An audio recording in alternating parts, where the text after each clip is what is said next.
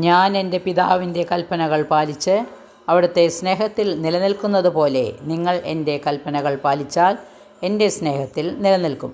ഇത് യോഹന്നാൻ എഴുതിയ സുവിശേഷം 15-ാം അധ്യായം 10-ാം തിരുവചനമാണ്. കൽപ്പനകൾ പാലിച്ചവൾ. ഒരു കൽപ്പനയിൽ നിന്നുപോലും അവൾ എക്സെപ്ഷൻ വാങ്ങിയിരുന്നില്ല. അവൾ എല്ലാ കൽപ്പനകളും ഒരുപോലെ പാലിച്ചു. കൽപ്പനകളിൽ വെള്ളം ചേർക്കുന്നവരാണ് നമ്മൾ. പല കൽപ്പനകളും നമ്മൾ കണ്ടില്ലെന്ന് നടിക്കുന്നുണ്ട്.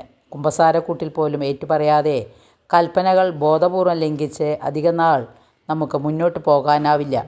ദൈവകൽപ്പനകൾ പാലിക്കാനാണ് മാതാവ് ഓരോ പ്രത്യക്ഷീകരണത്തിലൂടെയും നമുക്ക് പറഞ്ഞു തരുന്നത്. കൽപ്പനകൾ എന്തുകൊണ്ട് പാലിക്കണമെന്ന് കൂടെ മാതാവ് വ്യക്തമാക്കി തരുന്നുണ്ട്. കൽപ്പനകൾ പാലിച്ചാലാണ് ഒരാൾ കൃപയിലേക്ക് പ്രവേശിക്കുകയുള്ളൂ. കൃപയില്ലാതെ ജീവിത വിജയമില്ല. ഈ കൃപ സ്വന്തമാക്കുക എന്ന ലക്ഷ്യം ഒരുവനിൽ പൂർണ്ണമാകുന്നത് കൽപ്പനകളുടെ പരിപാലനത്തിലാണ്.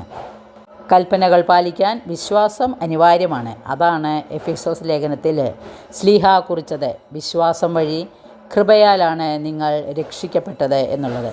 മറിയത്തിൻ്റെ ഉള്ളിൽ കൃപ നിറഞ്ഞതെങ്ങനെ എന്നതിന് ഉത്തരവും ഇതുതന്നെ. അവൾ കൽപ്പനകൾ വിശ്വാസത്തോടെ പാലിച്ചു. വിശ്വസിക്കാത്തവർ നിയമം, അതായത് കൽപ്പനകൾ ലംഘിക്കും. കൽപ്പനകൾ ലംഘിച്ചാൽ കൃപയുടെ മോതിരം ലഭിക്കുകയില്ല.